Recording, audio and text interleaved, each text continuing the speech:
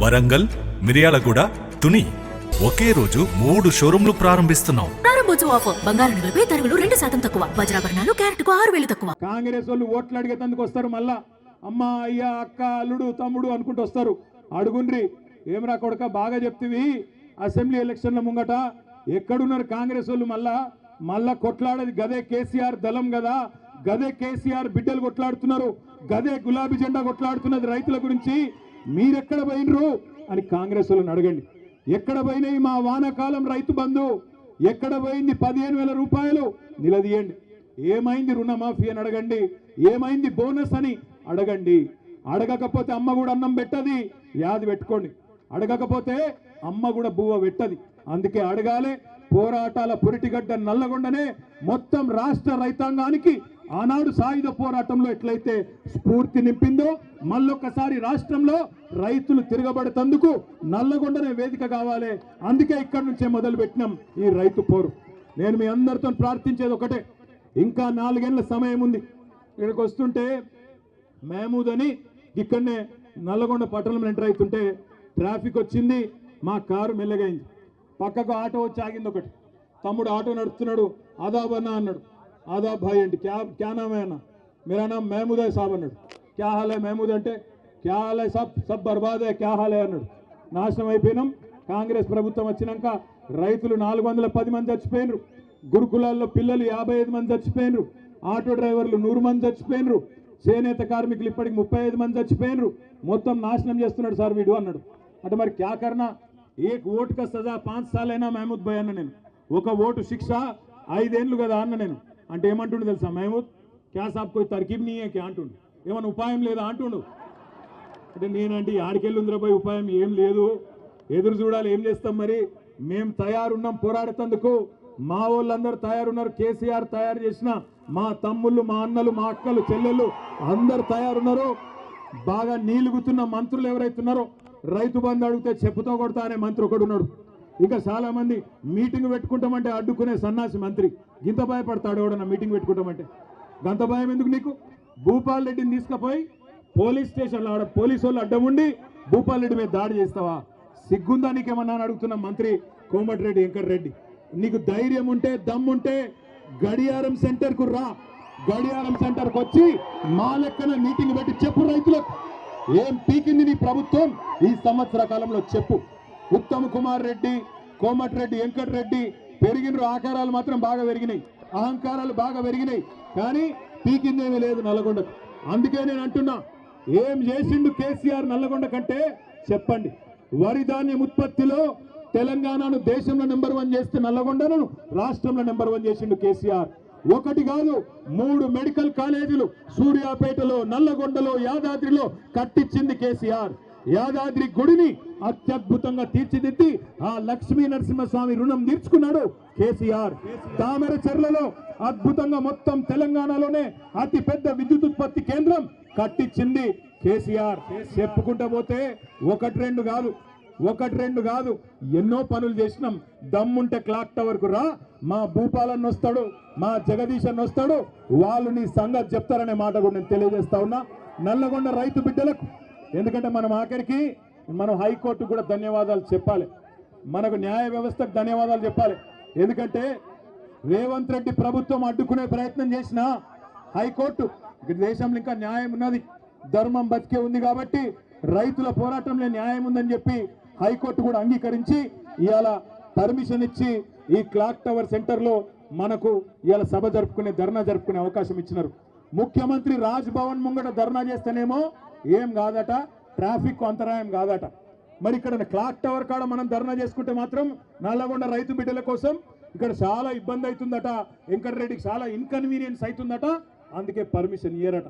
కానీ నేను గుర్తు చేస్తా ఉన్న పోలీస్ అధికారులకు, జిల్లా యంత్రాంగానికి కూడా మర్చిపోకండి, భవిష్యత్తు మళ్ళీ ఖచ్చితంగా గులాబీ జెండాలే, ముమ్మాటికి తిరిగి వస్తాం.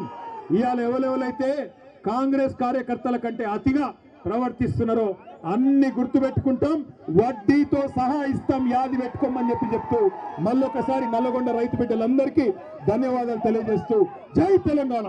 కేటీఆర్ నువ్వు హరీష్ రావు, కోమటిరెడ్డి వెంకటరెడ్డికి కాలి గోటికి సరిపోరు.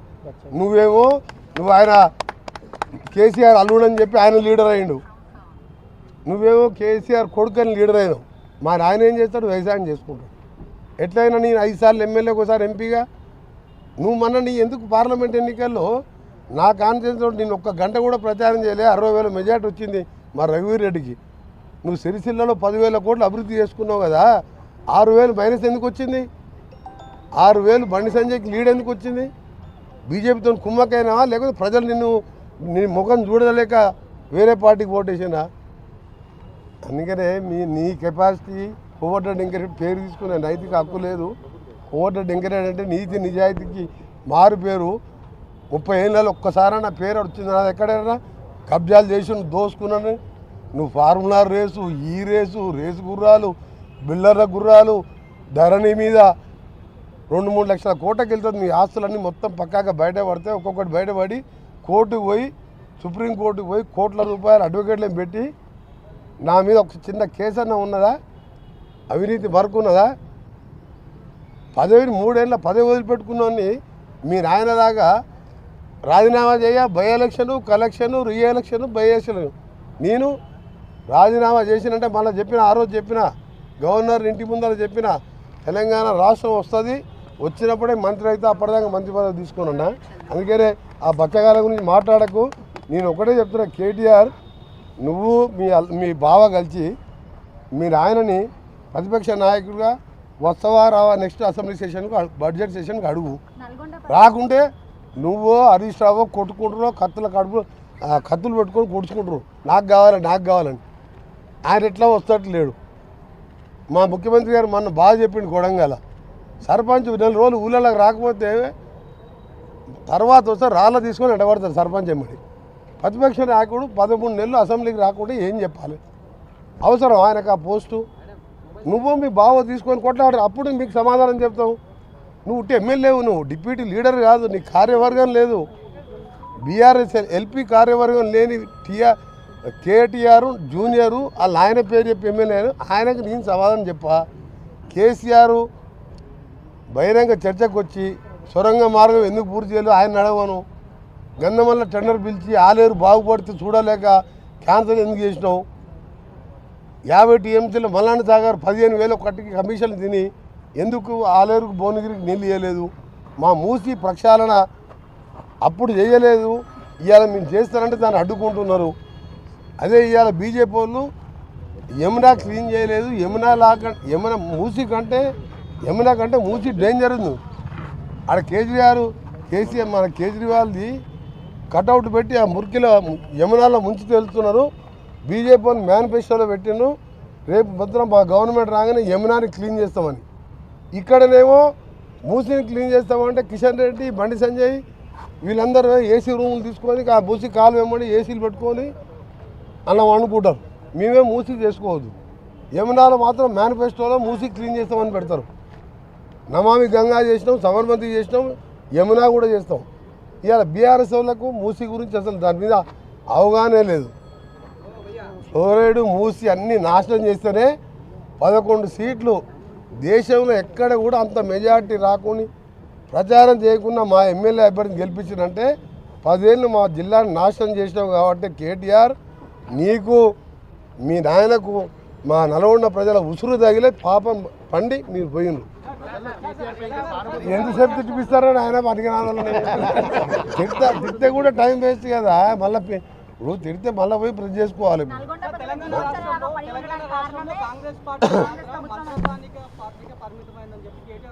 మళ్ళీ కేటీఆర్ తప్ప కూడా పిల్లగాని గురించి ఎందుకు మాట్లాడుతుందా? నేను ఎప్పుడు 3వ ఎమ్మెల్యే అయినప్పుడు రాజకీయాలకు వచ్చిండు, దాని గురించి నేను మాట్లాడాలా? మీరు ఆలోచన పెట్టారు. కేసీఆర్ నేను ఫ్లోరైడ్ కోసం 12 రోజులు చచ్చిపోతూ అంటుంటే జయశంకర్ ఉన్న వీడియోస్ ఉన్నాయి. వరంగల్కి వెళ్ళి బస్సులు వచ్చి జయశంకర్ నా దగ్గర కూర్చున్నాడు. నువ్వు ఒక్క ఎమ్మెల్యేనే నల్గొండ కోసం ఎమ్మెల్యే పదవి ఉండి ఇవాళ ప్రాణాలు తెగించి చేస్తున్నామని బస్సులు వచ్చేది. అప్పుడు ఈయన డిప్యూటీ స్పీకర్గా బుల్లెట్ ప్రూఫ్ కార్లో తిరుగుతున్నాడు, తారనాకర అధికార బంగ్లాలు ఉన్నాడు. కేసీఆర్ కూడా నా నైతిక హక్కు లేదు నా మీద మాట్లాడతానికి. ఈ బచ్చాయంతా అప్పుడు అమెరికాలో నౌకరు చేసుకుంటుండు, రామలింగరాజు కొడుకెమ్మడి తిరుగుతుండు అమెరికాలో. ఆయన గురించి గడుకోసారి కేటీఆర్కి ఏముంది? ఆ కేటీఆర్ దగ్గర ఫార్ములా రేస్ ఉంది, 1,00,000 కోట్లు ఆస్తుంది. ఆ పైసలు కోమటిరెడ్డి వెంకటరెడ్డి దగ్గర 1,00,000 కోట్లు లేవు, కానీ ప్రజల కోసం పోరాటం చేసి ఒక రైతు బిడ్డగా పైకి వచ్చిన అందుకని అడిగితే కేసీఆర్ కన్నా అడిగినా అర్థం ఉంది, కానీ కేటీఆర్ హరీష్ ఏముందా వాళ్ళ దగ్గర? దోచుకున్న సొమ్ము ఉంది, ఆందోళనని బెదిరించి వసూలు చేసుకున్న సొమ్ము ఉంది. సార్ మీ సీఎం సెక్రటరీ వాడకుండా ఇంటికి మంత్రులను పిలిపించుకొని అవమానపరుస్తున్నట్టు హరీష్ రావు ట్వీట్ చేశాడు. మళ్ళీ హరీష్ రావు అంటారు దానికి ఒక డిప్యూటీ లీడర్ ఉంటాడు. బీఆర్ఎస్ ఎల్పీనో టీఆర్ఎస్ ఎల్పీనో 6 ఎమ్మెల్యేలు ఉన్న మా సిఎల్పి నాయకుడు బట్టి విక్రమార్క గారు పాదయాత్ర చేసి 6తోనే అసెంబ్లీలో ఒంటరి పోరాటం చేసి ప్రతి సమస్యని ప్రజలకు తెలియజేసిండు, ప్రభుత్వం దృష్టికి తీసుకొచ్చిండు. 30 మంది ఉండి సరే 10 మంది అంటే వీళ్ళ దోపిడీ తెలిసి వెళ్ళిపోయిన వాళ్ళు. 30 మంది ఉండి కూడా నువ్వు అసెంబ్లీ రాకుండా కేసీఆర్ గురించి ప్రశ్నించకుండా మీరు ఒక్కటే అడుగుతున్నా, మీకు కేసీఆర్ ఈసారన్నా వస్తావా రావా, లేకపోతే రాజీనామా చేసి కొడుకు అల్లుడో ఎవరికో అప్పచెప్పు, అప్పటిదాకా ఈ పిల్లల పేరు తీసుకోవద్దని మీ ప్రెస్ వాళ్ళకి చెప్తున్నాను. నేను నన్ను ఎంతనే తిట్టుకోరు మీరు మామచాడు అల్లుడు కొడుకు, తండ్రి చాడు కొడుకు, మీరు నాలాంటి మాస్ లీడర్ కాదు. మీరు తెలంగాణ కోసం త్యాగాలు చేయలే. మీరు ఏమైనా కలెక్షన్లు చేసుకుని బై ఎలక్షన్లు చేసుకుంది తప్ప, అందుకని నేను వాళ్ళ కోసం కాదు వచ్చింది గాంధీ భవన్కు.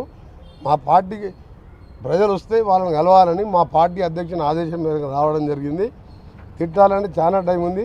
నిన్న నన్ను వాడు వీడు చాలా అన్నాడు, నాకంటే వయసులో చిన్న, అయినా కానీ అమెరికాలో చదువుకున్నాడు, గదే నేర్చుకొచ్చుకుని మర్యాద. నేను తిట్టాలంటే తిట్టిననుకో తలకాయ బలికి చచ్చిపోతురాలు. నేను తిట్టదలుచుకోలే, ఎందుకంటే వేస్ట్ ఫెలోస్ గురించి ఏం తిట్టాలి? దీపం పాపం మూతపడే దుకాణం, అది సగం దుకాణం పడ్డది. 9 అసెంబ్లీ పార్లమెంట్లో 3వ స్థానం, 7 డిపాజిట్ పోయింది. 10 సంవత్సరాల అధికారం ఉండి లల్లు ప్రసాద్ పార్టీ నయం ఇంకటే. లల్లు ప్రసాద్ జైల్లో ఉన్న కొడుకు 30 ఏళ్ళ పిల్లగాడు ఇవాళ ఎన్ని ఎంపీలు గెలిచిండు, ఎన్ని ఎమ్మెల్యేలు గెలిచిండు. జైలు పోకుండా బయట ఉన్న కేసీఆర్ ఒక్క పార్లమెంట్ గెలవలే, 16 గుండు చిన్న, 7 డిపాజిట్ పోయింది. ఇంకా నీ పార్టీ అతను నేను ఆ ప్లేస్లో ఉంటే ఎప్పుడో ఆ పార్టీని మూసేసుకొని ఎగ్జామ్ చేసుకునేవాని పోయి.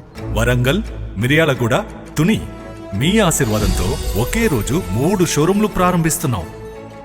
ఇంతవరకు డబ్బులు వృధా చేసింది చాలు. తప్పకుండా మీ లలితా జ్యువెలరీలో ఎస్టిమేట్ స్లిప్ తీసుకోండి, మీకు నచ్చిన నగను ఫోటో తీసుకోండి, మార్కెట్ ధరతో పోల్చండి, ఎక్కడ ధర తక్కువో అక్కడే కొనండి. Warangal, Hanumakonda, Rayapura main road, Miryalaguda, Sagar road, Tuni market main road. డబ్బులు ఎవరికి ఊరికే రావు. ప్రారంభోత్సవ ఆఫర్, బంగారు నగలపై తరుగులు 2% తక్కువ, వజ్రాభరణాలు క్యారెట్కు 6,000 తక్కువ.